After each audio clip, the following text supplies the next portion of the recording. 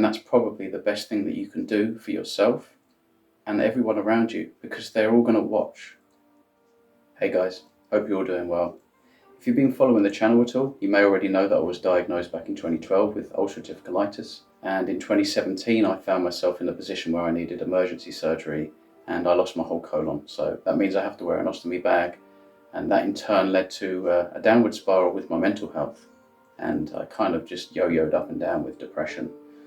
A lot of people would have thought I was doing pretty well. I think from the outside looking in, I probably just came across as a normal, happy guy, especially because I had so many different hobbies and passions, and I've gone through so many phases and things in life. I seem to pour myself into something and obsess, and I'd be inspired by seeing someone do something, music, art, dance, whatever it might be, and I would be curious, can I do that?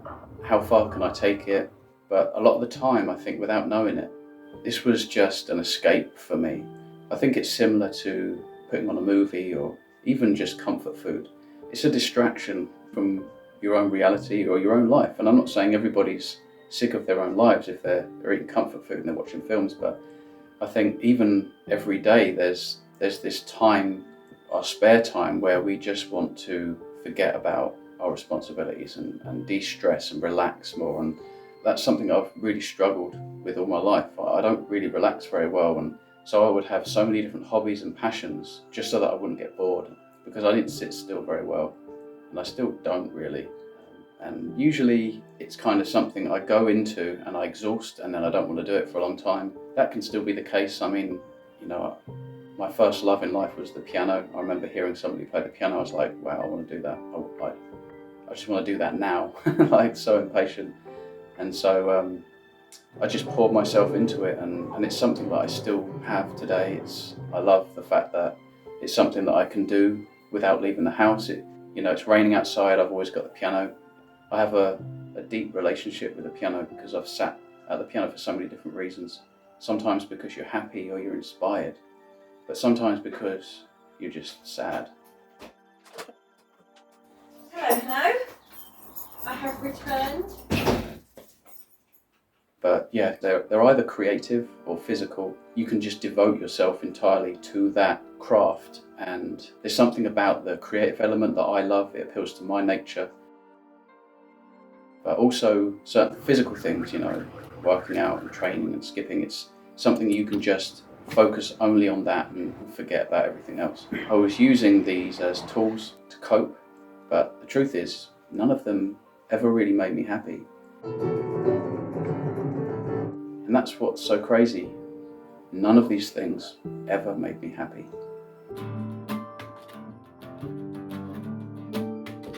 You can drink alcohol because you want to feel even better than you already do. But you can also drink alcohol because you feel so miserable and terrible and you just want to escape. Sometimes it would work, but it was a temporary fix.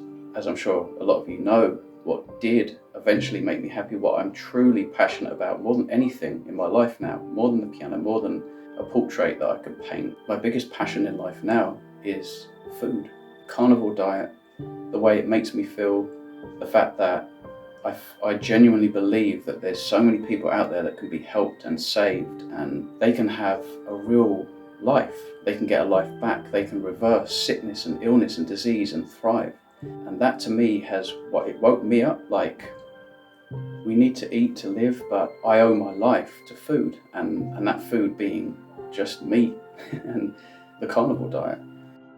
So good.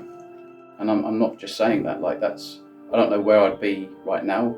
I genuinely don't know where I'd be if I hadn't found the carnivore diet, and I feel very, very lucky to have found it in the right place at the right time. And that in that moment I believed in it and myself, and to move forward with kind of faith. It's so true, that quote from Shawshank Redemption, you either get busy living or you get busy dying, and that is so true. And I think that was the moment I decided I want to get busy living. And I could even get upset thinking about the fact that there's so many people that are thinking about dying and they want to speed that up, and they're thinking about that. I know what that's like. It's so dark and isolated, and it's something that nothing in nature should ever feel. Like, you should have self-worth and self-preservation, that concept. That's probably the best thing you could do with your life, is to preserve yourself, to help yourself. That way it's admirable in the eyes of your children or your friends or your peers, your students, your colleagues. When you help yourself and you preserve yourself and love yourself, you're taking responsibility for your own life. And that's probably the best thing that you can do for yourself and everyone around you, because they're all going to watch. We look up to people that move forward with courage and that are brave and are tough, right? People that are made of something, they have self-belief, or they have determination, or they're just tenacious. Or failure isn't an issue, right? Failure should not be a problem. Failure should just be a reminder or a lesson. It will help you. It's a tool. If you use it, it can be a great tool for how to move forward more productively. And you'll reach a desirable destination, whatever horizon that will be. I always say that because there's no such thing. It's always a new horizon. You're always on your way until you're not. So, and the journey is everything. It's such a cliche, but it's so true. Journey is what brings us happiness, not the destination. Never pin your happiness on a date or a deadline or a goal. That's why some people that achieve everything, all of their goals, it's like that success paradox. Like Tyson Fury, if you know of him, he's a classic example of this success paradox, where he's reached all his goals, he's right at the top of his game, he's achieved everything, and it's like, well, what's next? Where do I go from there? And that can be catastrophic. And I think that the problem is that you're pinning happiness, you're putting it on a goal or a destination or a date, and that's not the way it is. We have to try and live in the moment, and I think the key is act more and react less. And even when you're happy, don't go crazy happy, just rein it in. And when you're sad or you want to react to you're angry, don't go ballistic, don't be absurd and unreasonable, just rein it in. And these lines where you're going up and down, they're kind of a little bit smooth, and that way you're not going to topple over. It's like you have to build your foundation from the ground up, and I believe that the carnivore diet has helped me to do that.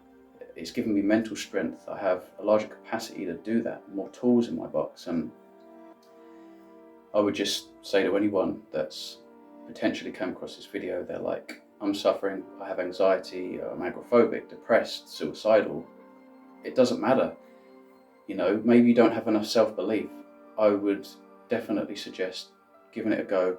Have a look at the BBBE challenge and see where you find yourself in a month's time, because all of these passions and hobbies I've had through my life, I still have them, but for the first time in my life, they can make me happy because I've built my foundation from the ground up. I'm a stable person, I'm more robust, and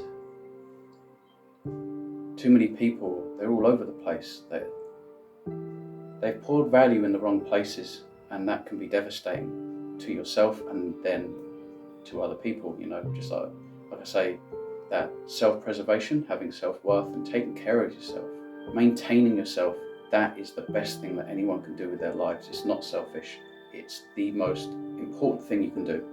It's precious. We're all precious, and if you can't take care of you, who else is? Then you become a burden. Then people are worried. People don't respect you. People don't look up to you. They're not inspired. That's the point I'm trying to make, is that we need to realize that to take care of ourselves and to find that worth in ourselves, to keep going and to get busy living, it's probably the best thing that you can do for the people you love as well. But anyway, I hope this was helpful in some way, and thanks for stopping by. I appreciate it. Cheers.